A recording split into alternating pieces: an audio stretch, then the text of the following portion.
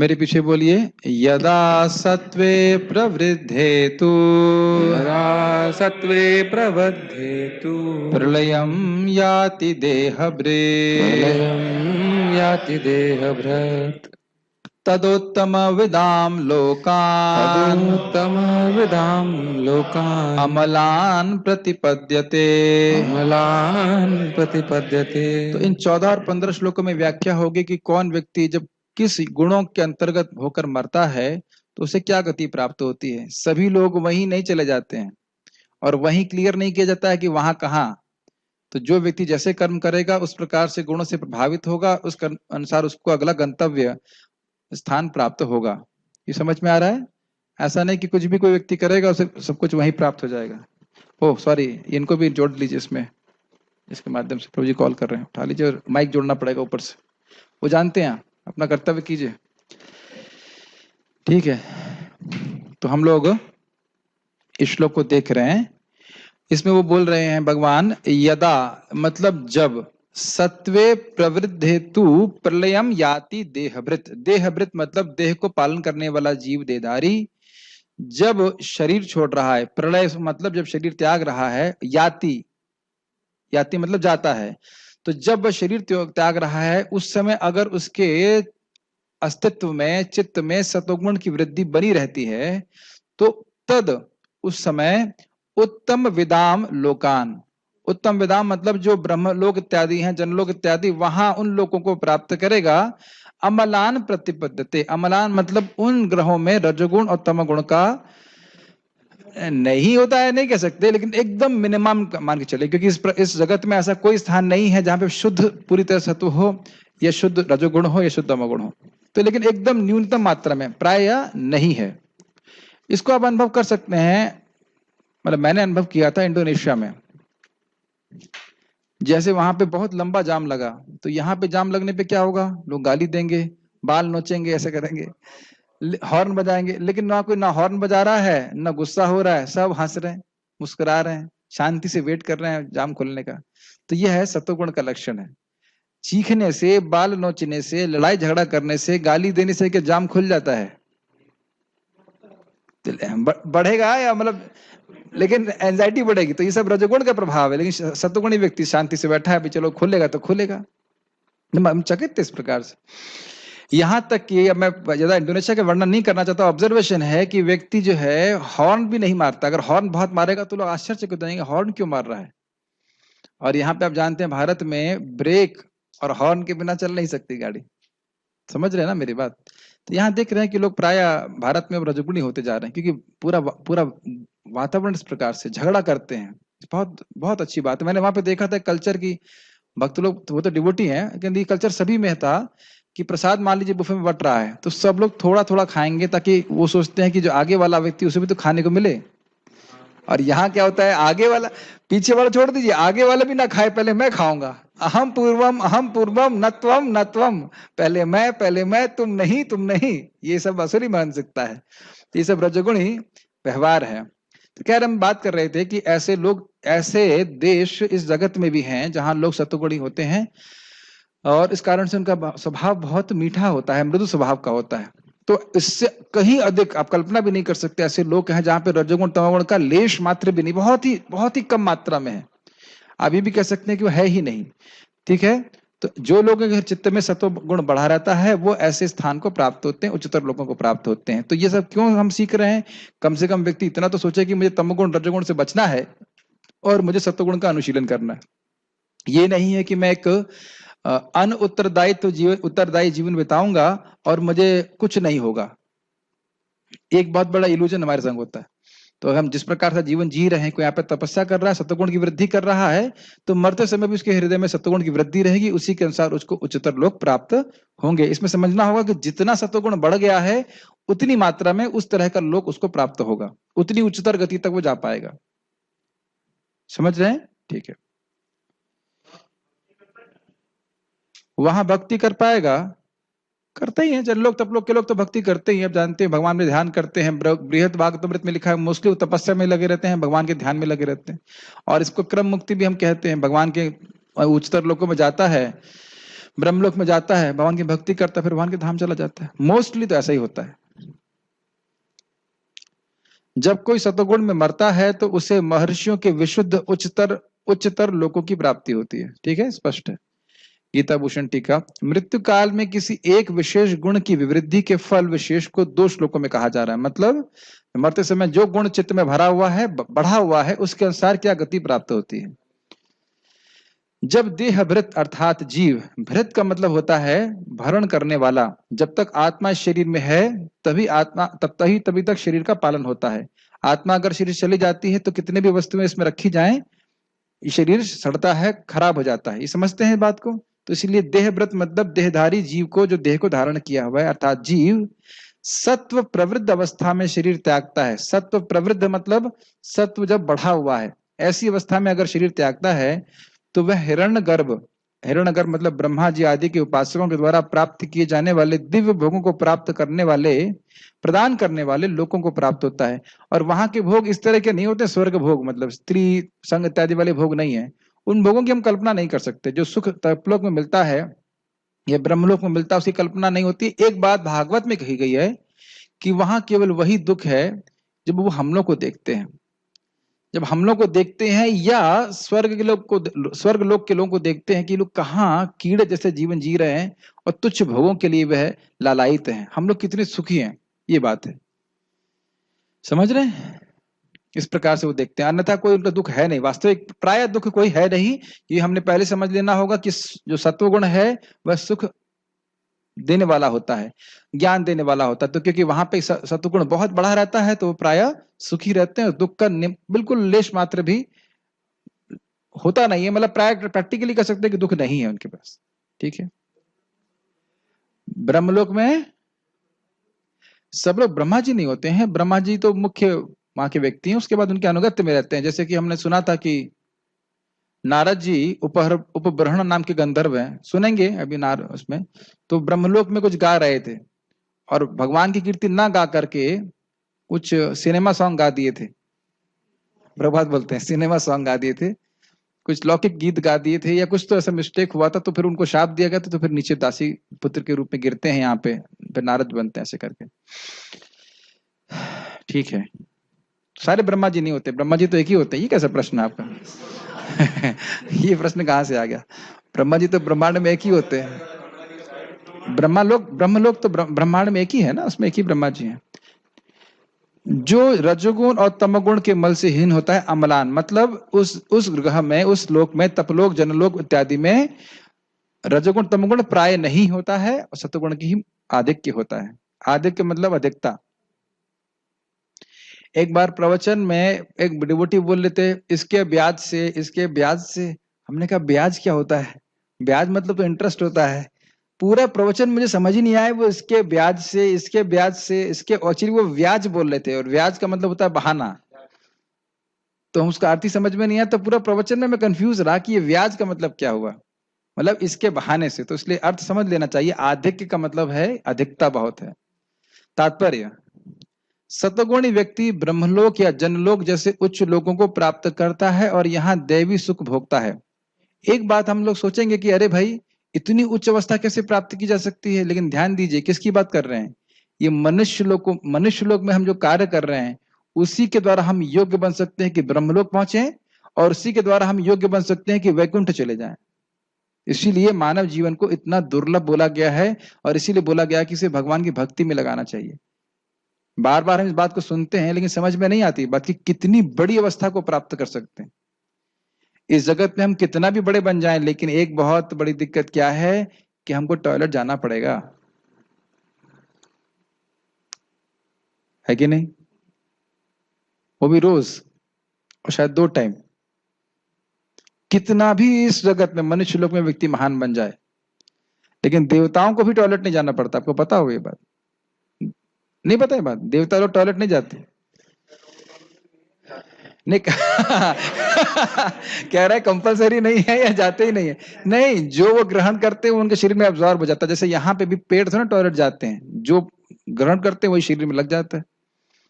ये स्थिति है। ऐसा बताया जाता है कि इस जगत में देवतागण टॉयलेट करने के लिए भी नहीं आएंगे, वैसे टॉयलेट करते भी नहीं है, लेकिन फिर भी ऐसा बोला गया है, प्रभुपाद जी के से वचन है इस प्रकार से, और उसमें हम बड़े आसक्त हैं बड़ा बनने के लिए। तो वाकई अगर भौतिक रूप से भी व्यक्ति को महान बनना है तो उच्चतर लोगों की प्राप्ति करनी चाहिए। इस जगत में महान बनना कोई बुद्धिमानी नहीं है। अमलान शब्द महत्वपूर्ण है, इसका अर्थ है रजो तथा तमोगुण से ही मुक्त। एक जगह भागवत में भी है ना, मल, रजगुण तमगुण को हृदय का मल कहा गया है, श्लोक याद नहीं आ रहा है। शृण्वताम स्वकथा कृष्णा पुण्य श्रवण कीर्तन हृदयंतस्त भद्राणी विधुनोति श्रुतसताम। तो हृदय के जो अभद्र है यही है, रजगुण तमगुण ही अभद्र है। एक जगह और है, एक और श्लोक है, प्रविष्ट कर्ण रंदेना स्वानाम भाव सरोरुहम धुनोति शमलम कश्मलम धुनोति शमलम कृष्णा सलिलस्य यथा शरत। जब हम कृष्ण कथा सुनते हैं, कृष्ण का नाम सुनते हैं, बोलते हैं, तो उससे भगवान शब्द के द्वारा कान में प्रवेश करके, कान से हृदय में प्रवेश करके सारे मल को, ये रजोगुण तमोगुण को नष्ट कर देते हैं, और फिर व्यक्ति सुखी हो जाता है। समझ रहे ना, दुखी होने का एकमात्र कारण क्या है? भोग इच्छा, और वो कहां से आती है? रजोगुण तमोगुण से। तो यह सब मुख्यतः रजोगुण से। तो जब ये इच्छा समाप्त हो गई तो जीव सुखी हो जाएगा, तो समझते होंगे। भौतिक जगत में अशुद्धियां हैं, लेकिन सतोगुण सर्वाधिक शुद्ध रूप है। विभिन्न जीवों के लिए विभिन्न प्रकार के लोक हैं। जो लोग सत्वगुण में मरते हैं वे उन लोगों को जाते हैं जहां महर्षि तथा महान भक्तगण रहते हैं।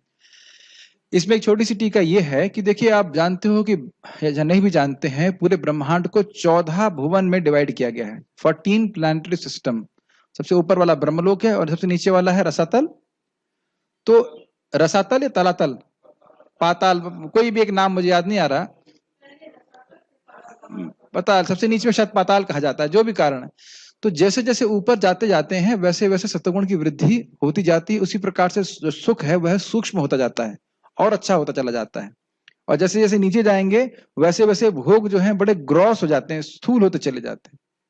ठीक है, तो इसीलिए बोल रहे हैं कि जितना जितना व्यक्ति के चित्त में सत्वगुण बढ़ेगा उतनी मात्रा में उच्चतर लोगों को प्राप्त होगा। उच्चतर लोगों को प्राप्त करके वह वहां के सूक्ष्म भोगों को भोगेगा। ये ग्रॉस स्त्री संग आदि या शराब पीना, ये सब गंदे संदे जो सुख हैं, उसको वह उसमें लिप्त नहीं होगा। सूजी जो धीरे धीरे ऊपर जो जाते हैं लोगों में, तो वो भक्त को भी जाना पड़ता है फिर डायरेक्ट? हाँ, ये भी एक अच्छा प्रश्न है कि ये जो आप बोल रहे हो कि एक लोक में गया, फिर लोक से ऊपर गया, फिर और ऊपर गया, क्या भक्त को जाना ही पड़ता है? बहुत अच्छा प्रश्न है। आप सत्वगुण बढ़ रहा है आपके चित्त में, अच्छे प्रश्न कर रहे हो। देखिए, ये जरूरी नहीं है। अगर भक्त चाहता है, भगवान इस बात को बोलते हैं, स्वर्ग अपवर्ग या मध्यधाम मेरा वैकुंठ कथम। अगर भक्त चाहता है तो स्वर्ग इत्यादि तो मेरी भक्ति से कथनचित यदि वांछित, यदि इच्छा करता है तो प्राप्त हो जाएगा। अन्यथा अगर हम चाहें या भक्ति कर रहे हैं कि सीधे भगवान के धाम जाए तो सीधे भगवान के धाम जाएंगे। लेकिन कुछ भक्त सोचते हैं कि अब जा ही रहे हैं तो देखें जरा स्वर्ग कैसा है। अच्छा से दूसरा समझना चाहिए, देखने का मतलब आचार्यगण बताते हैं कि थोड़ा देखिए वहां के सुख कैसे हैं। बहुत भोग बुद्धि नहीं है, लेकिन देखे तो क्या चल रहा है, क्या है, थोड़ा वहां भोग लेते हैं, अच्छा नहीं, फिर और ऊपर, फिर और ऊपर, ऐसे करके भी जाते हैं। टाइम काफी लग सकता है। देखने का मतलब क्या है? बोला जरा सब्जी दिखाइएगा का मतलब क्या होता है? सब्जी थोड़ा खिलाइए। तो वहां के भोगों को देखते हुए, वह देखते हुए मतलब उसमें लिप्त नहीं होता है, लेकिन थोड़ा देख रहा है कि क्या है, कैसे नंदन कानन क्या है, कैसे गार्डन है, क्या है, थोड़ा कौतूहल वजह देख लें, उसके बाद भगवान के धाम जाएंगे। क्या दिक्कत है? भोग करते हैं वहां पे तो उनका नहीं होता। ये आपको बताया नहीं गया था? भूल गए सब? बताया गया था कि जब कोई व्यक्ति भक्ति करके ऊपर के लोगों में जाता है, उसके पुण्य क्षीण होते तब नहीं गिरता है, वो अपने आप ही विरत हो जाता है। लेकिन वह तो भ्रष्ट योगी के बारे में बात हो रही है। यह एक थोड़ा अलग बात है, क्रम क्रम मुक्ति से कहा जाता है। देख लें थोड़ा क्या है आप, उसके बाद वो ब्रह्मलोक जाएगा फिर। लेकिन इसमें बहुत समय लग जाता है। फिर ब्रह्मलोक के बाद जब ब्रह्मा जी की पूरी परम आयु समाप्त होती है तब वह मुक्त होते हैं। बट टू मच हो गया है कि नहीं? टू मच हो गया, बस केवल 100 साल कितना लंबा हो गया। तो इसलिए भक्त लोग, देखिए इससे फायदा क्या है? जो भक्त इस प्रकार से सुनता है वह अपने विवेक को डेवलप करता है। यहीं से निर्धारित कर लेना चाहिए कि मुझे कौन से प्लेन में बैठना है और कहां पे कौन से सिटी में जाना है।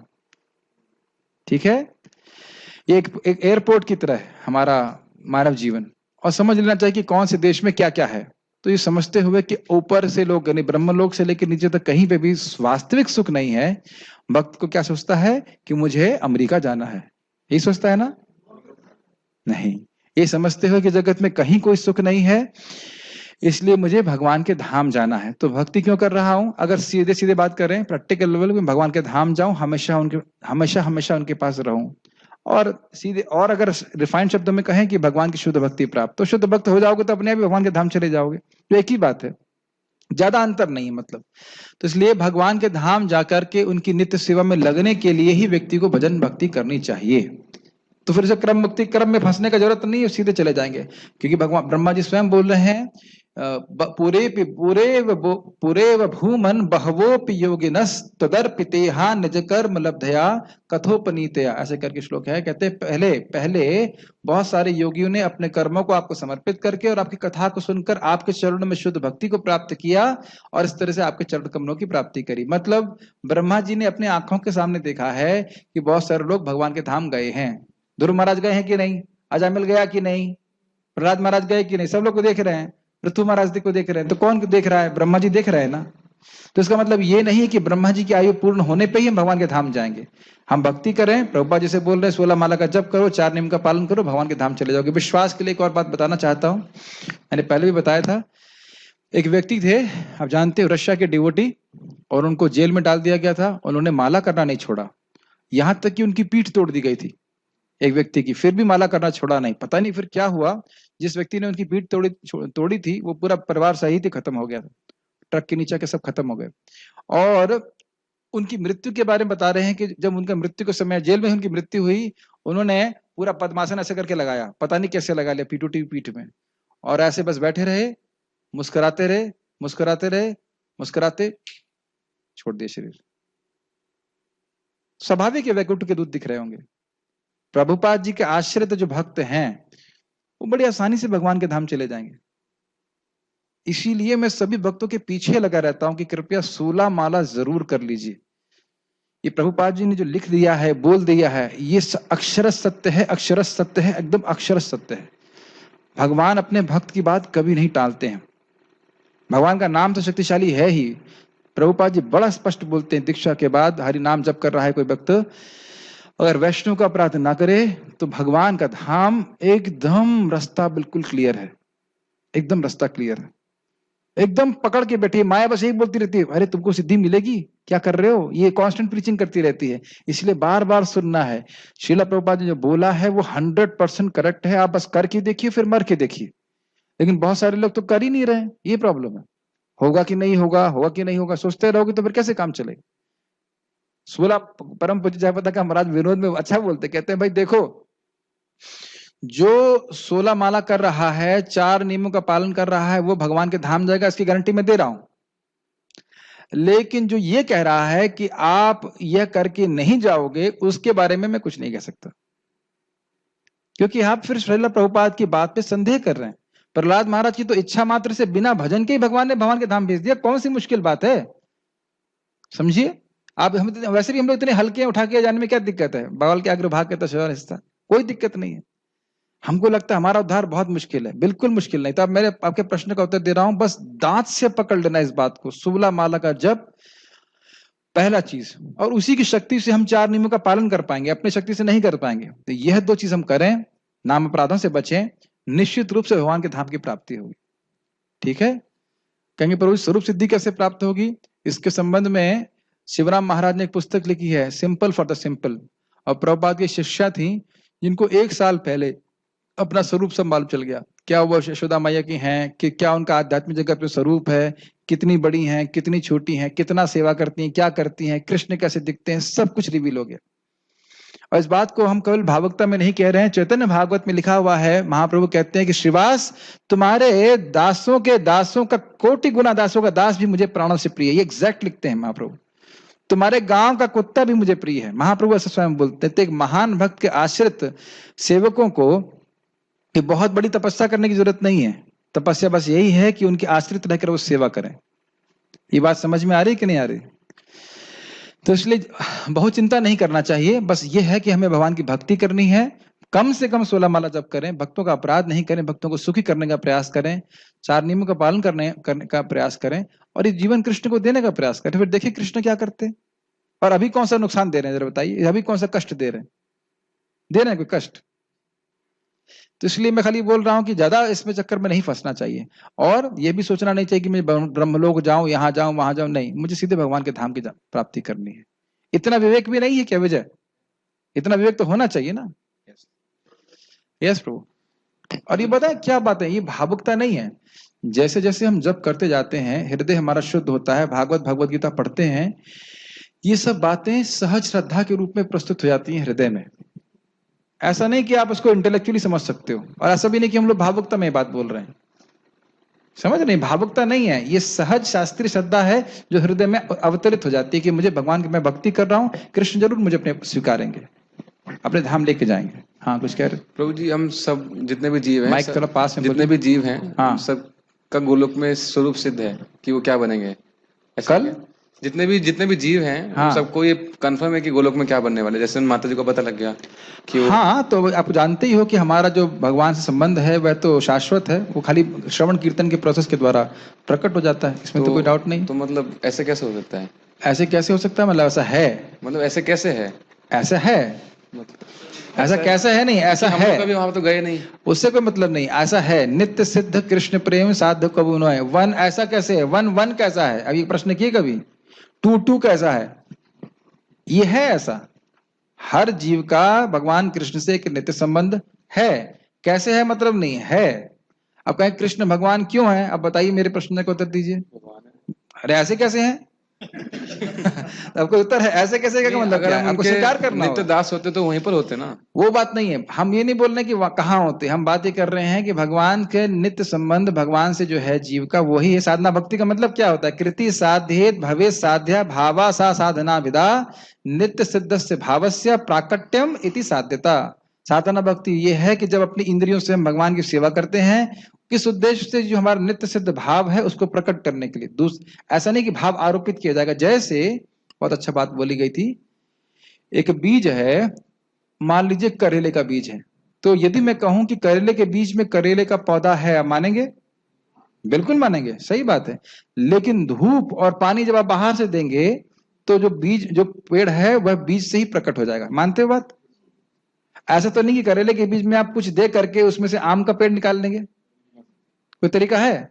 या उसको बोला जाए तुम भावना करो कि तुम आम के पेड़ हो, कोई फायदा नहीं, लेकिन निकलेगा करेला ही। समझ रहे हैं?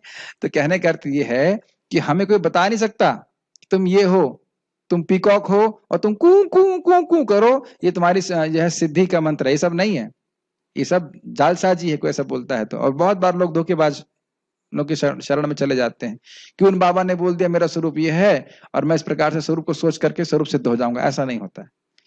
भगवान की भक्ति करते हैं, श्रवण कीर्तन करते हैं, तो अपने आप ये संबंध हृदय में जागृत होता है। सबको क्या? सबको नहीं पता चलता, आपको पता चलता है। आप बताते नहीं, और जिसको पता चलता है वो बताता नहीं। आपको पता है मेरा स्वरूप क्या है? चलिए अब थोड़ा अजीब सा उदाहरण दूंगा, लेकिन आचार्य गण उदाहरण देते हैं। जैसे प्रश्न ऐसे कर देते हैं कि मुझे बोलना पड़ता है। जैसे एक पतिव्रता स्त्री का कोई अंग पब्लिक में खुल जाए तो क्या करेगी? तुरंत उसको ढक लेगी।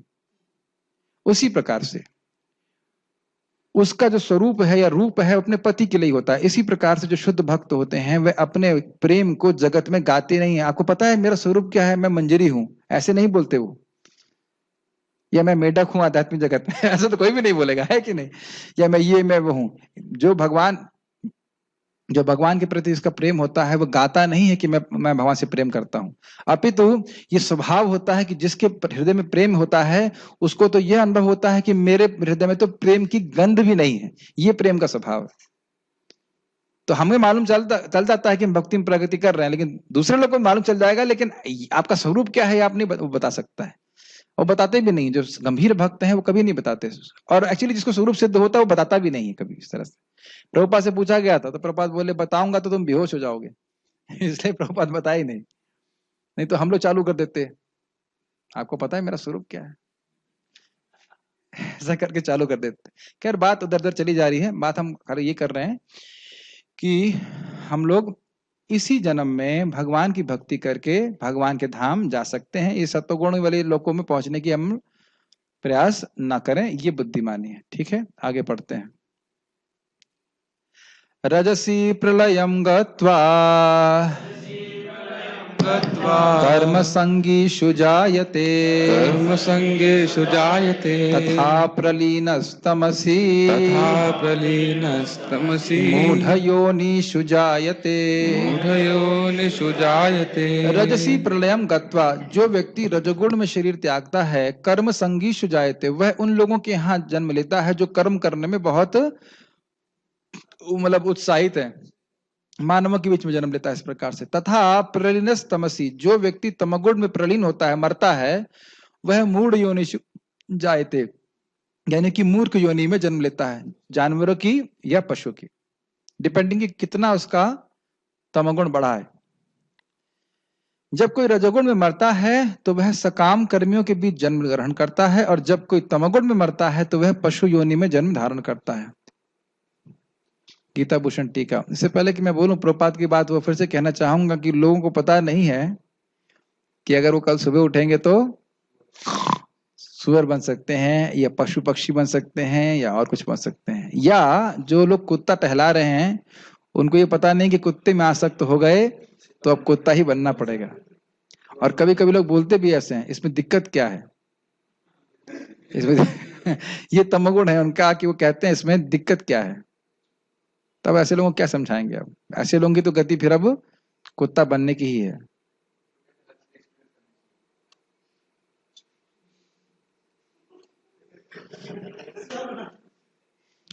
एक घटना प्रभुपाद जी के जीवन में है।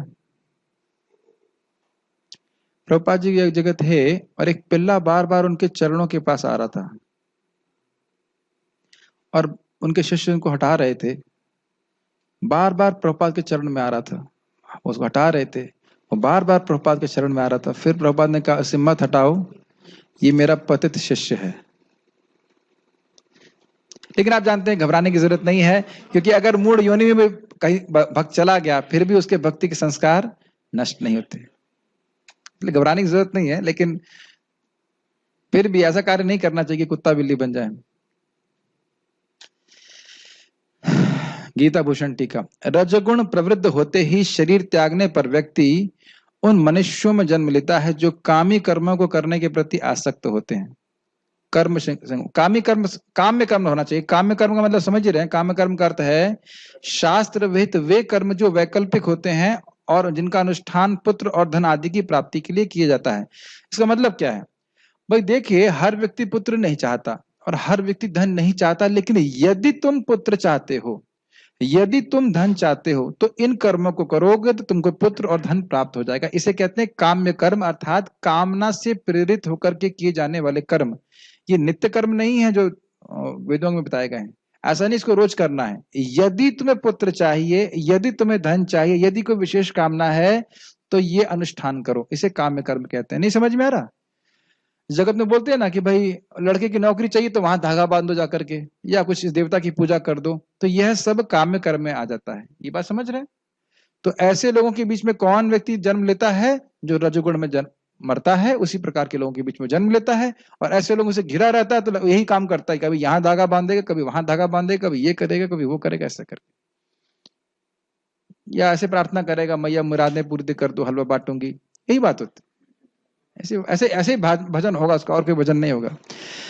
मैं एक बार गांव में था, गांव में प्रचार कर रहे थे, और हम जब क्लास दे रहे थे उसके पीछे ही एकदम दुर्गा जी की आरती चालू हो गई।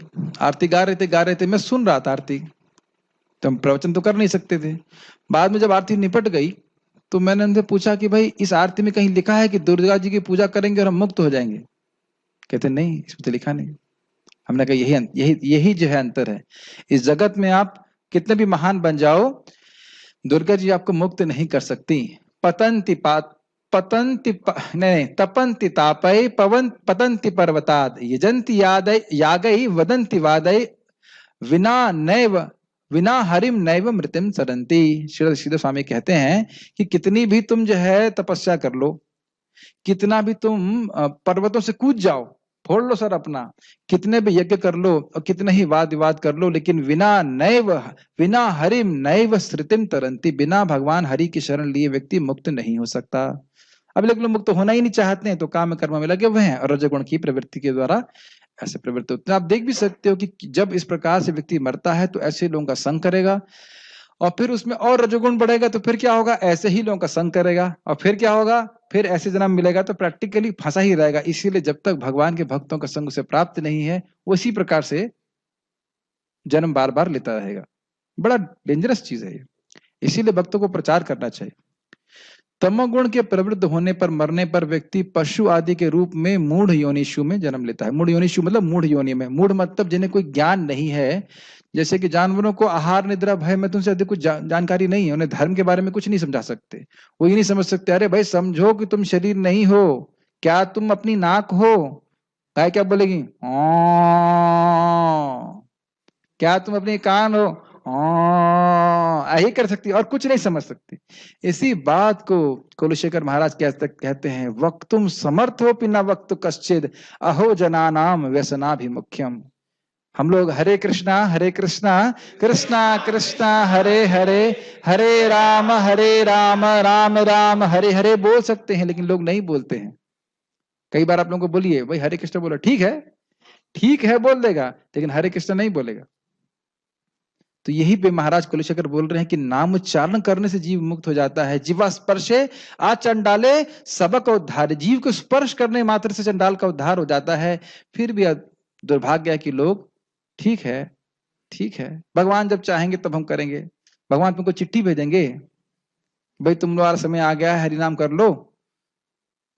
तो इस प्रकार से लोग जो है दुर्भाग्य का निर्माण स्वयं ही करते हैं। कितना भी तमोगुणी व्यक्ति हो, रजोगुणी हो, हरि नाम करेगा तो भगवान उसका उद्धार करते हैं, लेकिन लोग करते नहीं है।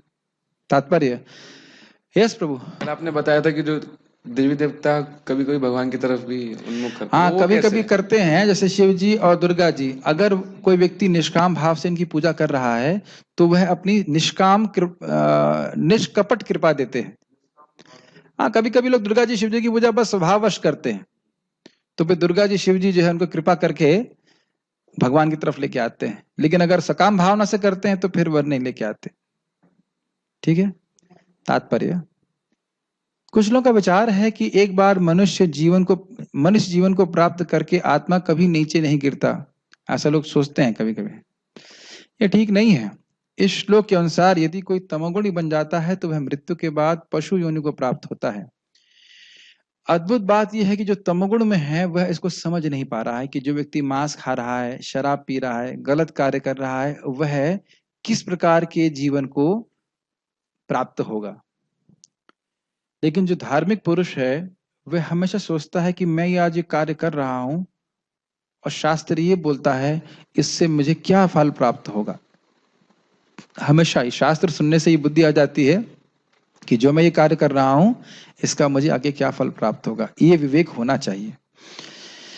वहां से मनुष्य को विकास प्रक्रम द्वारा पुनः मनुष्य जीवन तक आना पड़ता है। ये लाइन समझ में आ रही है? कितना नीचे गिरे हैं, मान लो एकदम पेड़ की योनि प्राप्त हो गई तो अब उसके बाद कीट योनि प्राप्त होगी, फिर कीट से हायर लेवल का कीट, उससे हायर लेवल का कीट, फिर पक्षी, फिर पक्षियों में इवॉल्व करते हुए व्यक्ति फिर आगे इंसान का जन्म प्राप्त करेगा। महाराज बार बता रहे थे कि भगवान ने सबसे बड़ी कृपा तो यही करी है कि हमें मानव जीवन दिया है, ये उपकरण दिए हैं, जीव दी है, बुद्धि दी है, कान दिए हैं, भगवान के बारे में सुन सकते हैं, है कि नहीं? और साथ ही भक्तों का संग दिया है और प्रमाणिक बात परंपरा का ज्ञान दिया है। अब उसके बाद भी कोई ना करे तो उससे बड़ा दुर्भाग्य क्या हो सकता है किसी का?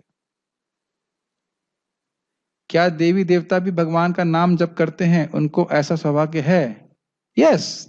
मैं श्लोक तो नहीं जानता, लेकिन एक तो ये रामचरितमानस का श्लोक सुना है कि शिव जी जो हैं भगवान का नाम, राम नाम जप करते हैं। और हमने चैतन्य चरितामृत में सुना है शिव जी दुर्गा जी हरिदास ठाकुर जी से, दुर्गा जी कौन डिवोटी हैं?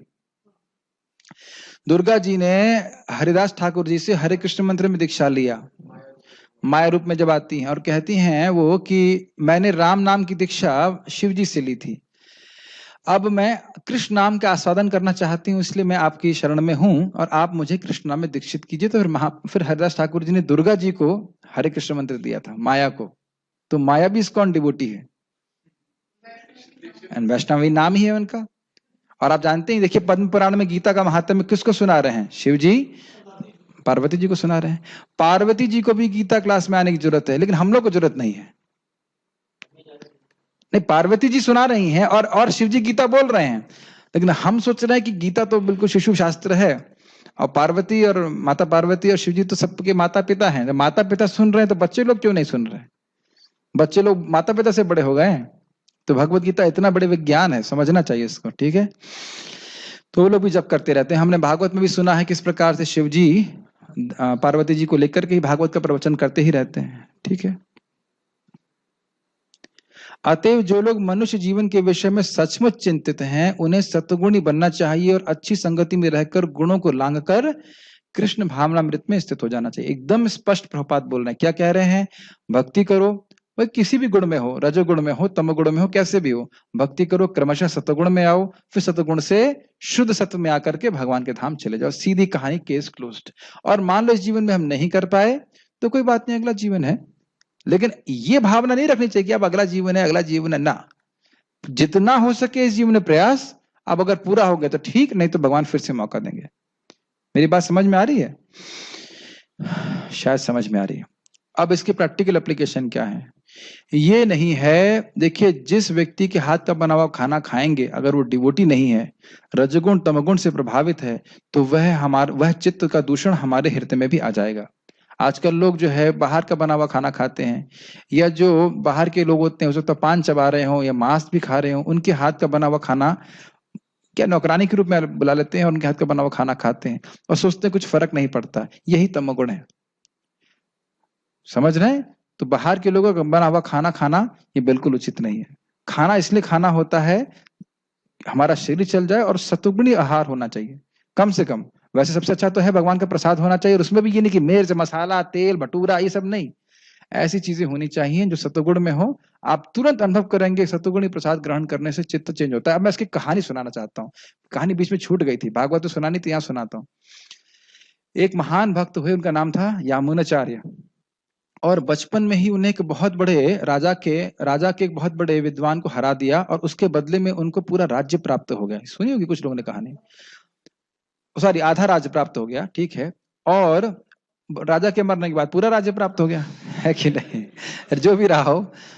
और इस तरह से वह राजा के रूप में जीने लगे, और बचपन में जो उन्होंने भक्ति करी थी वह आवृत्त हो गई, एक तरह से भूल ही गए भक्ति को। ये बात हमारे भागवत के श्लोक से भी लिंक्ड है। तो उसके बाद उनके नाना जी थे, उनका नाम था नाथ मुनि, वो बहुत बड़े वैष्णव हुए, बहुत बड़े वैष्णव। तो उनको बड़ा दुख लगता था कि मेरा लड़का जो है इतना अच्छा डिवोटी था, मेरा सॉरी लड़का नहीं नाती पोता, और वो राजा बन गया और भोगों में लिप्त हो गया है। तो फिर उन्होंने अपने शिष्य श्री राम मिश्र को वहां के, आप उसको वापस लेके आइए। तो राम मिश्र जी जानते थे कि मैं सादा सा ब्राह्मण हूँ, राजा मेरे से कैसे मिलने वालेगा, नहीं मिलेगा, और मैं उसे कुछ बोलूंगा भी तो इस समय उसकी चित्तवृत्ति रजोगुण से इतनी भरी हुई है कि मेरी बात को स्वीकार नहीं करेगा। फॉलो कर पा रहे हैं? तो उन्होंने कहा था कि राजा को एक साग बहुत पसंद था, उसका नाम था शायद तिरुमलाई, मैं जहां तक स्मरण हो रहा है, शब्द गलत हो सकता है, साउथ इंडिया का मुझे पता नहीं, लेकिन तिरुमलाई या तिरुगोलाई ऐसे कुछ नाम था। तो उस साग को ला करके वह रोज राजा के कुक को देते थे और वो बनाते थे, और वह साग की ये प्रॉपर्टी थी कि उसे खाने से चित्त में सत्वगुण की वृद्धि होती है। अभी तक मिला नहीं वो कौन सा साग होता है, प्रभु जी भी कुछ बता रहे थे, एक साग होता है जो खाने से रजोगुण की कम होता है हृदय में। और इस प्रकार से वे रोज खाते रहे। एक साल के बाद एक दिन राम मिश्र जी ने वह नहीं दिया। अब आप देख रहे हैं कि खाने की वजह से उनका चित्त भी परिवर्तन हो रहा था। तो उन्होंने कहा कि वो कौन है जो ये लेके आते थे, और आपने आज क्यों नहीं बनाया? रसोई को पूछा तो रसोई ने कहा कि वो ब्राह्मण आते थे, आज नहीं आए। तो फिर उन्होंने पूछा कि वो ब्राह्मण कौन है, तो फिर उनसे वह मिले, और उसके बाद उन्होंने पूछा, तो फिर उन्होंने बताया कि मैं ऐसे नाथ मुनि जी का शिष्य हूँ, और आपके दादाजी ने आपके लिए बहुत बड़ी संपत्ति छोड़ रखी है जो 7 दरवाजों के अंदर है, मतलब भगवान रंगनाथ जी जो 7 मंदिर के 7 दरवाजों के पीछे, ऐसे करके पहेली की तरह बताया। तो ने कहा वो आप लेना चाहेंगे? तो हाँ मैं लेना चाहूंगा, धन तो चाहिए होता है राजा को। तो फिर वो जब जा रहे थे, लेकिन आपको अकेले आना पड़ेगा। तो अकेले जब जा रहे थे तो फिर वो रामेश्वरी जी यही भगवत गीता के श्लोकों को गाने लगे, तब उनको अपनी पूर्व चेतना याद आ गई बचपन की, जब वो गीता पढ़ते थे, भागवत पढ़ते थे। तब देख रहे हैं कि खाने का कितना प्रभाव होता है। फिर वो आगे जाके फिर सब वापस नहीं जाते, वही सब राज्य त्याग देते हैं और आगे जाके महान आचार्य बनते हैं। इनका नाम होता है श्रीपाद यामुनाचार्य। तो मैं खाली बोल रहा था कि खाने का बहुत बड़ा प्रभाव होता है, इसलिए ऐसा नहीं सोचना चाहिए कि हम कहीं भी खा लेंगे, कुछ भी खा लेंगे और कोई फर्क नहीं पड़ेगा। ठीक है, यही मनुष्य जीवन का लक्ष्य है, अन्यथा इसकी कोई गारंटी नहीं कि मनुष्य को फिर से मनुष्य योनि प्राप्त हो। तो इसलिए व्यक्ति को ये मानव जीवन को एक चौराहे की तरह समझना चाहिए और अपने जीवन को दायित्व के संग जीना चाहिए, सत्वगुणी जीवन जीने का प्रयास करना चाहिए। और उसके पॉइंट्स हमने क्या क्या सीखे हैं, खाना सत्वगुणी होना चाहिए, होटल इत्यादि में तो कभी नहीं खाना चाहिए, महा रजोगुणी लोग होते हैं वो लोग। और क्या बात कर रहा था, सुबह उठना चाहिए, हरि नाम जप करना चाहिए, इससे धीरे धीरे सत्वगुण बढ़ेगा और और सत्वगुण बढ़ने से एक और चित्त में आप देखेंगे होगी मननशीलता, विचारशीलता का निर्माण होगा। नहीं तो प्राय लोग सोचते ही नहीं है, जानवर की तरह जीवन बिताते रहते हैं। तो आज हमने ये सब सीखा कि किस प्रकार से कौन व्यक्ति कहाँ जाता है। सत्वगुणी व्यक्ति ऊपर के लोगों में जाता है, रजोगुणी लोग इसी मानव समाज में जन्म लेते हैं और तमोगुणी लोग नीचे पशु योनि में जन्म लेते हैं। तो मानव जीवन एक चौराहे की तरह है जिसमें हम लोग निश्चित कर सकते हैं कि हमें क्या जाना, कहाँ जाना है, और उस पर निर्भर करता है कि हमारा ज्ञान क्या है। आपके कोई प्रश्न है तो मैं ले सकता हूँ, नहीं तो मैं रुकेंगे। कोई प्रश्न है किसी का? Any questions on chats? 13 chats, okay. Low voice is coming. ब्रह्मलोक पहुंचने से आसान भगवत धाम पहुंचना नहीं है क्या? चैतन्य महाप्रभु की कृपा से बिल्कुल, महाप्रभु की कृपा से हम बहुत आसानी से भगवान के धाम जा सकते हैं, इसमें कोई डाउट नहीं है। और बहुत सिंपल सा है, हृदय में थोड़ा नम्रता का भाव रखें, दूसरों को आदर दें, और इस प्रकार से अगर करेंगे तो भगवान के नाम के द्वारा हमारे हृदय में प्रेम बहुत जल्दी बड़ी आसानी से उदित हो जाएगा। और क्या प्रभु जी के भगवान के धाम जाने के बाद हमें इस जीवन की स्मृति रहती है? ये तो कोई कठिन प्रश्न नहीं है। नारद जी को अभी आप सुनेंगे तो 5वें अध्याय में नारद जी बताते हैं कि पिछले ब्रह्मा जी के दिन में मैं नारद था।